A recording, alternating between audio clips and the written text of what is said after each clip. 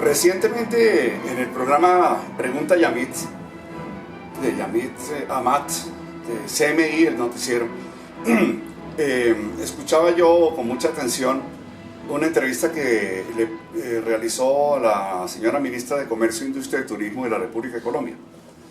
Esta ministra, lamentablemente, pues comete una serie de imprecisiones y de errores grandísimos en términos de teoría y de práctica económica.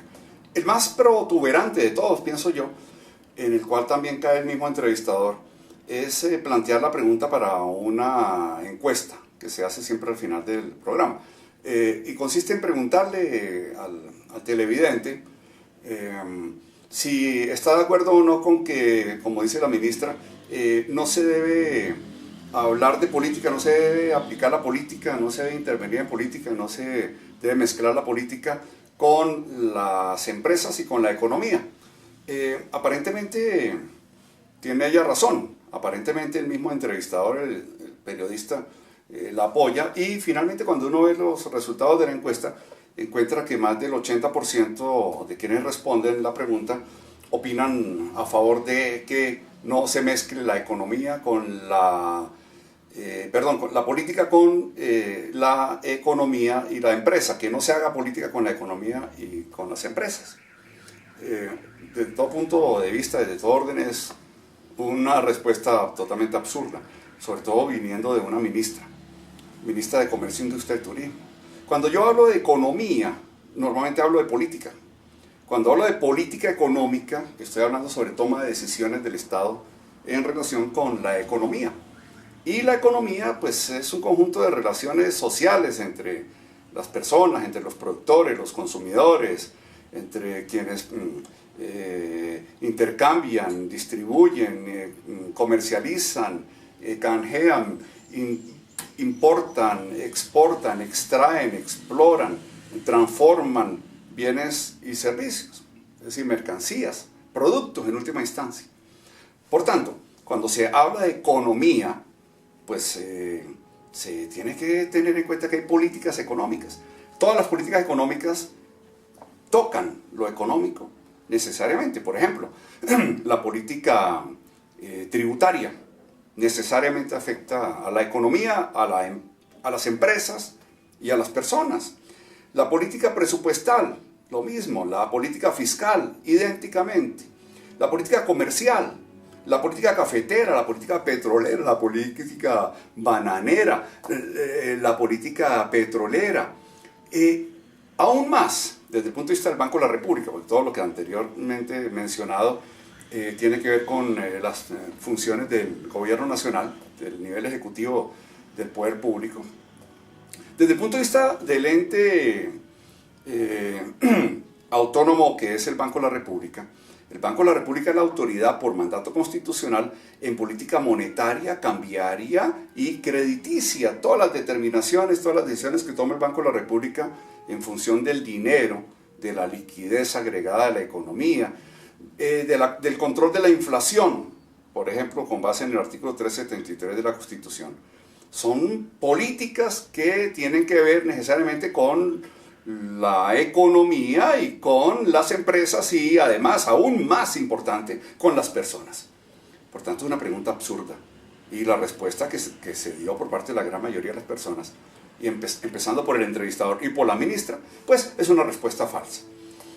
Otro punto, cuando la señora ministra define dumping y plantea que cuando nosotros hacemos dumping, no, es que el Estado no hace dumping.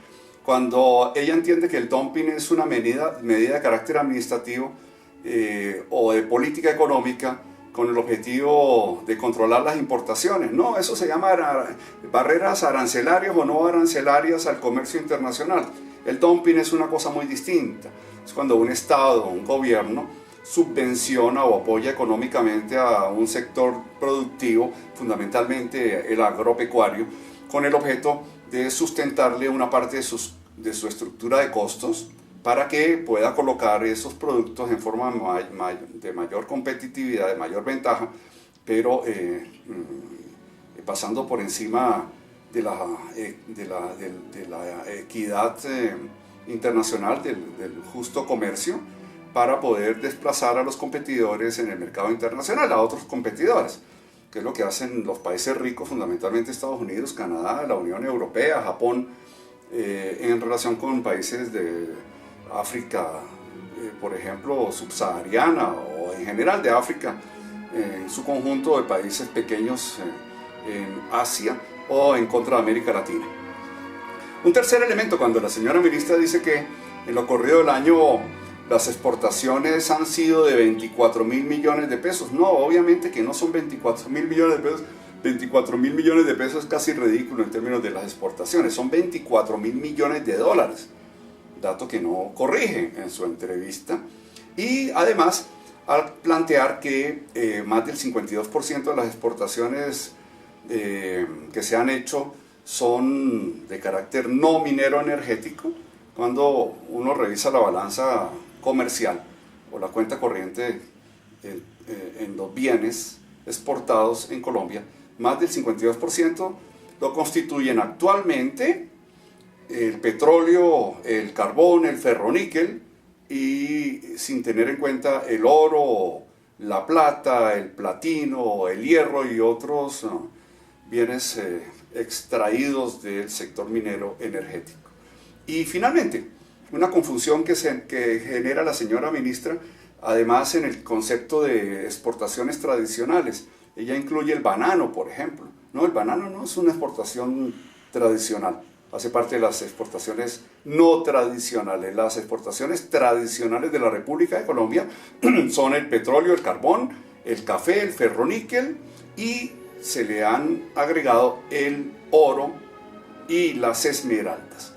Creo que con esto podemos hacer claridad y exigirles, esperar que las autoridades económicas colombianas pues sean un poco más rigurosas y exactas en sus exposiciones, toda vez que esto confunde profundamente a la población. Otra cosa y otro tema será, otro día, el papel que cumple las exportaciones, por ejemplo, de aguacate Hass, que esta señora ministra plantea como la gran alternativa, la gran solución, la gran vía de salida al subdesarrollo de Colombia, sin hacer mención en absoluto a la tecnología, a la investigación, al desarrollo, a la formación del talento humano, a la ciencia, a la tecnología, al mejoramiento de la productividad, de la competitividad, a la industrialización, a la inversión pública y privada en la producción, etcétera, de lo cual depende finalmente el comercio y también, en muy buena medida, el turismo.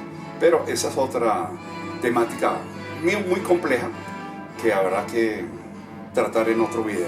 Muchas gracias.